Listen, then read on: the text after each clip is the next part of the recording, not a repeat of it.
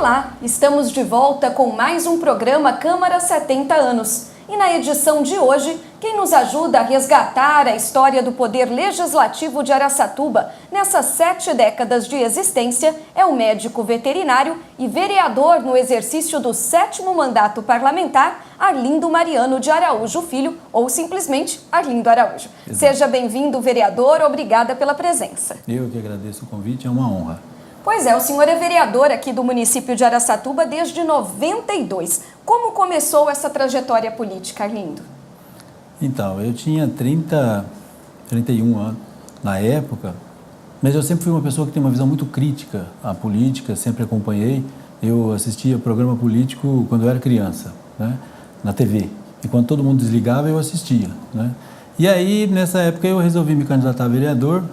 E eu dizia para os meus amigos mais próximos que eu queria entrar na política e mostrar que dá para fazer política sem participar daqueles acordos tradicionais, aquela política tradicional. Eu dizia que podia entrar e sair sem fazer isso, né? Era essa a minha intenção, era essa maneira com que eu dizia para os meus colegas, justificando a minha candidatura. Como era a Câmara Municipal de Araçatuba e a nossa cidade no início da década de 1990? Os principais problemas, as principais demandas, os principais debates aqui na Câmara? Araçatuba era uma cidade menor. Eu me lembro que na época você podia andar de moto sem capacete. Eu vinha para a Câmara sem capacete, né? Eu sempre gostei de andar de moto.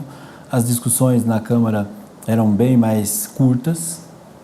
As sessões terminavam bem mais cedo, em que pese tinha um número grande de projetos, terminava bem mais cedo porque não tinha TV Câmara, só era transmitido pela rádio, e na época o pessoal brincava que só ouvia o programa da Câmara, Guarda Noturno, né?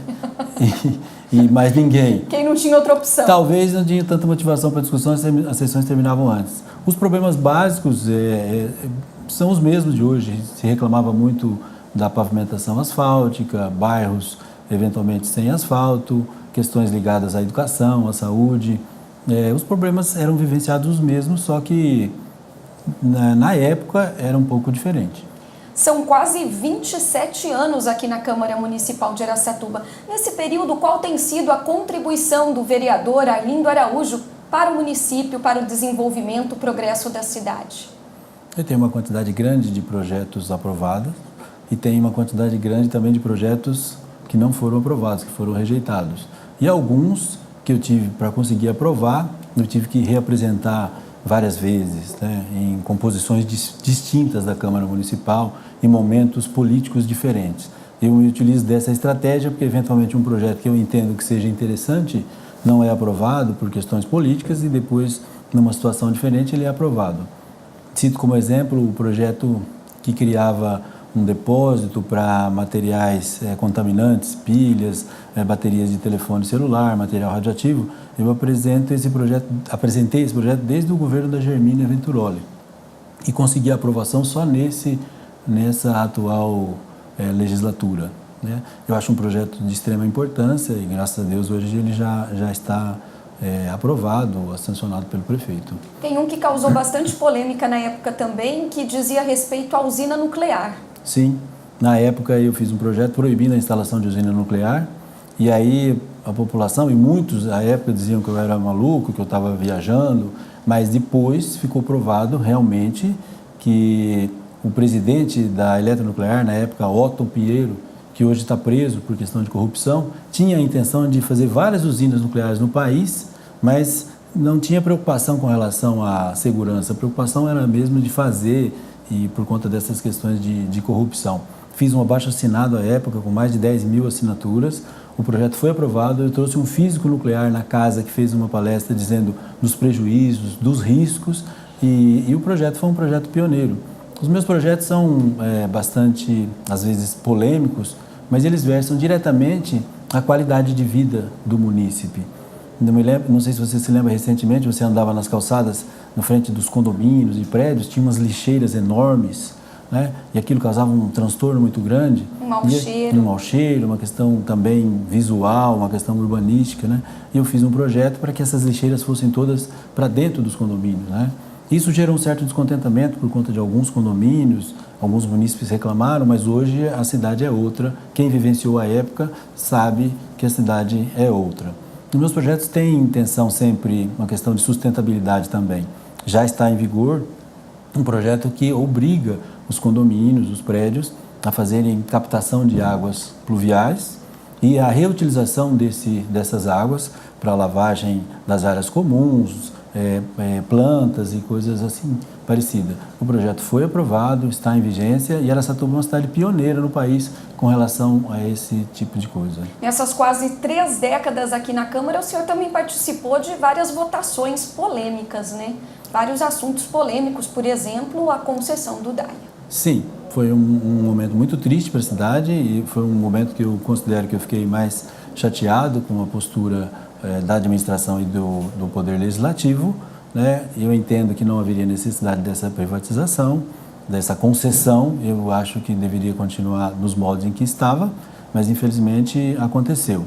Eu, com relação a, também dentro dessa linha de raciocínio, de uma forma genérica das minhas ideias, da minha contribuição, eu me preocupo muito com o amadurecimento político da população, com a transparência dos trabalhos. E a Câmara de Araçatuba é pioneira no país. Aqui não existe voto secreto, aqui não existe abstenção de voto, eu acredito que não existe isso em outro local. São projetos de minha autoria, que eu tive que representar várias vezes, e em Araçatuba o munícipe sabe exatamente como vota o vereador. Ele não pode se abster de votar, né, porque o projeto é polêmico, é espinhoso, qualquer coisa parecida. Eu acho que quem se propõe a representar o povo tem a obrigação de decidir.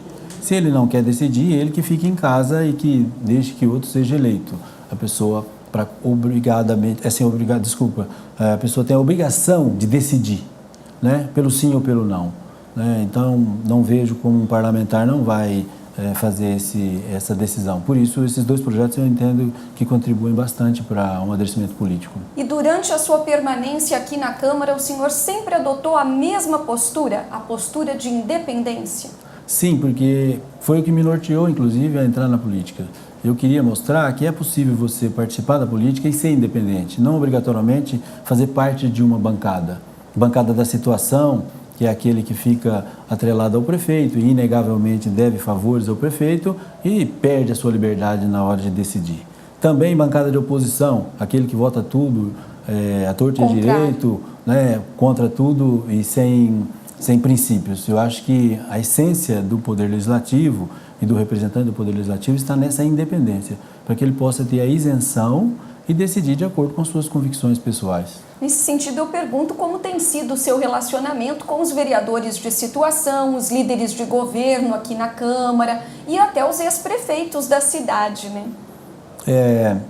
Eu tive, via de regra, tenho um convívio saudável com os colegas vereadores, há um respeito mútuo, eu respeito os posicionamentos divergentes, mas já tive embates muito acalorados com vereadores em várias legislaturas, por conta de que a discussão saiu do campo das ideias. Eu não aceito agressões pessoais. Se alguém me agride pessoalmente, transcende a questão do legislativo, aí eu entendo que já é briga, né? Aí eu não tenho muita paciência e confesso que já cheguei próximo das vias de fato com colegas na Câmara, mas isso é no passado, eu era mais jovem. E na mesma linha tem caminhado o relacionamento com os prefeitos, lembrando que quando o senhor entrou aqui na Câmara era prefeito Domingos Andorfato, depois Germínia Venturoli, Jorge Maluli Neto, Cido Sério e atualmente Dilador Borges. O único prefeito que eu apoiei quando da campanha eleitoral é o Dilador Borges. E a minha postura no mandato dele é exatamente a mesma de todos os outros prefeitos, né? Nenhum dos prefeitos eu tive problemas pessoais. Eu sempre deixei muito claro que a minha questão era de cumprir com a minha obrigação de representar o povo. Como eu sou muito incisivo nas minhas argumentações e muito sincero, muitas vezes alguns não gostavam do meu posicionamento, né? Mas nada muito grave. Tem uma passagem muito interessante, que é até engraçada, com o prefeito Maluli Neto, que era uma pessoa muito inteligente, um político muito experiente, que vinha à casa junto com os seus secretários quando eles eram convocados, e ali discutia com os vereadores, e numa discussão um pouco mais acalorada com ele, ele me chamou de Nero. Aquilo me marcou bastante, porque ele quis dizer que eu queria pôr fogo na Câmara.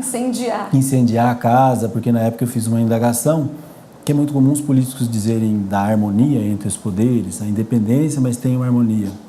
E na época eu fiz uma colocação de que a harmonia, muitas vezes, acontece por conta de troca de favores, de cargos, né? E se isso acontecia na administração dele, aí ele ficou nervoso e me chamou: você é um Nero, você está querendo pôr fogo na casa, mas com muita diplomacia, muita inteligência, que era uma característica dele, ele soube tangenciar o problema. Nem era um problema, mas era uma colocação bastante incisiva da minha parte, mas é uma característica minha e que não aconteceu nenhuma catástrofe, mas ele me chamou de Nero, que ele me marcou bastante. Arlindo, nesse período em que o senhor ocupa uma cadeira aqui na Câmara, quais as mudanças físicas, administrativas do Poder Legislativo que merecem destaque, que marcaram mais aí? A Câmara mudou bastante.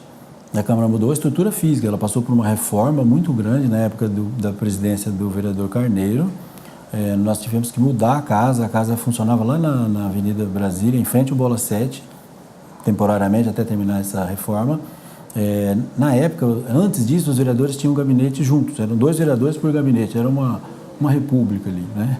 E depois cada vereador tinha o seu gabinete, né, com computador, né, porque na época que eu entrei aqui ainda era máquina de escrever, né? O computador entrou um pouco depois. E aí foi feito um gabinete para cada vereador, com um computador, e aí criou-se inclusive a figura do assessor parlamentar, né, que na época teve uma controvérsia muito grande. Eu fiquei muito tempo sem ter nenhum assessor, porque a Câmara dispunha de uma estrutura de funcionários da assessoria legislativa que atendia a todos e fazia esse trabalho. Depois ficou muito difícil da Câmara fazer isso e cada vereador teve que constituir alguns assessores para fazer esse trabalho. E nesses 27 anos, quais os colegas de bancada, as autoridades, as pessoas com as quais o senhor conviveu que marcaram a sua trajetória, a sua vida pessoal e também política, e por quê, né? Eu entrei na Câmara muito jovem, né? Eu já era veterinário, já era formado em Direito, mas, sim, todo jovem é mais impetuoso, né? E eu me lembro de pessoas assim que tinham um comportamento que me chamava a atenção, né? A ética, a calma, a tranquilidade do vereador Nili Queda.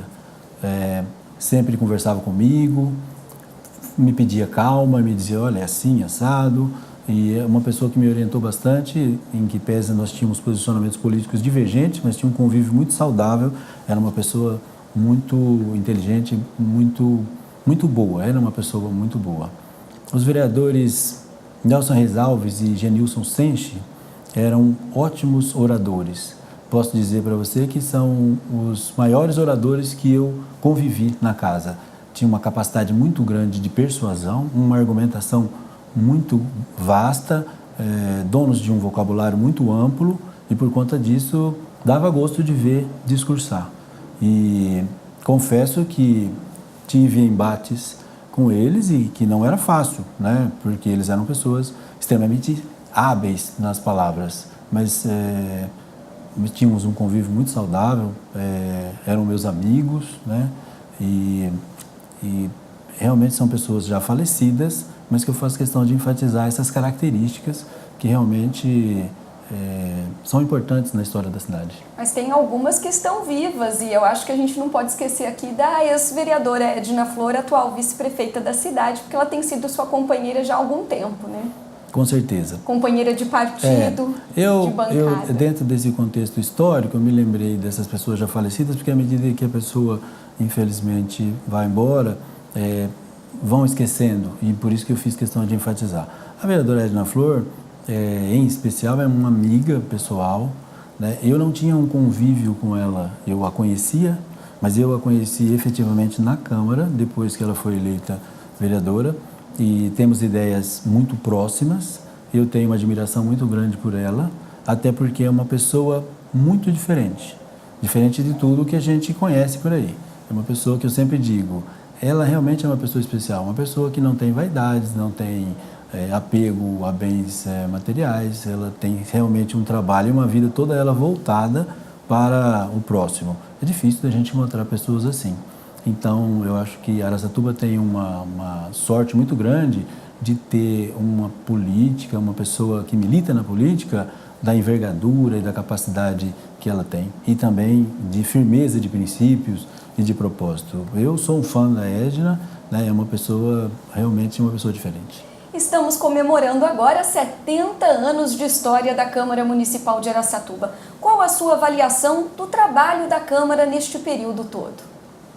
Então, são 70 anos dentro de um processo de democracia, em que passou por ditadura e essa coisa toda. O importante é que por aqui passaram muitos representantes e todos eles deixaram a sua contribuição, as suas ideias. Todo representante, todo político, ele tem virtudes e tem defeitos, mas todos que por aqui passaram deixaram a sua contribuição na história e para a melhoria do funcionamento da cidade, do Poder Legislativo, e contribuíram de alguma maneira para que o Poder Executivo pudesse fazer um trabalho de qualidade. Não só aqueles que ficam mais atrelados ao poder, mas aqueles que também criticam, aqueles que chamam a atenção de falhas, porque ninguém é perfeito e tem que ter sempre um contraponto. E aquelas pessoas que preservam a sua isenção e a sua independência têm uma importância fundamental nesse aspecto de que não são obrigados a baixar a cabeça e concordar com tudo, justamente na intenção de aperfeiçoar as ações do Poder Executivo em benefício da população. Está certo. E assim nós terminamos aqui mais uma edição do programa Câmara 70 anos. Arlindo, obrigada pela presença, pela participação, pela sua contribuição. Eu que agradeço a oportunidade, foi uma satisfação. E nós voltamos na próxima semana com mais entrevistas. Até lá!